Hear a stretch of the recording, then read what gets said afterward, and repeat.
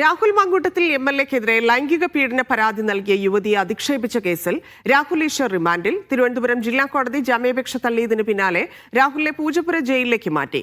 Prosecution സമർപ്പിച്ച video പരിശോധിച്ച ശേഷമാണ് കോടതി ജാമ്യം നിഷേധിച്ചത്.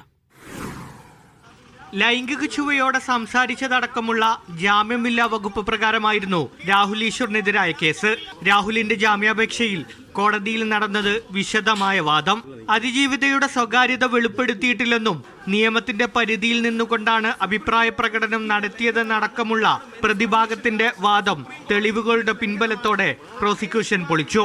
പൗടിക്കോണത്തെ രാഹുലിന്റെ വീട്ടിൽ നിന്ന് സൈബർ പോലീസ് ശേഖരിച്ച വിവരങ്ങളടക്കം കേസിൽ നിർണായകമായി. പരാതിക്കാരിയുടെ ചിത്രങ്ങളടക്കം രാഹുലിന്റെ ലാപ്ടോപ്പിൽ നിന്ന് പോലീസ് കണ്ടെത്തിയിരുന്നു. പ്രതി ജാമ്യത്തിലിറങ്ങിയാൽ അന്വേഷണത്തെ തടസ്സപ്പെടുത്താൻ സാധ്യതയുണ്ടെന്ന് ജാമ്യം തള്ളിക്കൊണ്ടുള്ള ഉത്തരവിൽ പറയുന്നു. എന്നാൽ തനിക്കെതിരെയുള്ള വാദങ്ങൾ കള്ളമാണെന്നും ജയിലിൽ നിരാഹാരമിരിക്കുമെന്നും രാഹുൽ.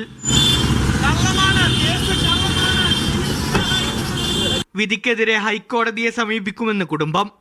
വളരെ അൺഫെയർ ആയ ഒരു വിധിയായിട്ടാണ് തോന്നുന്നത്. നമ്മൾ ബെയിൽ എക്സ്പെക്ട് ചെയ്തു.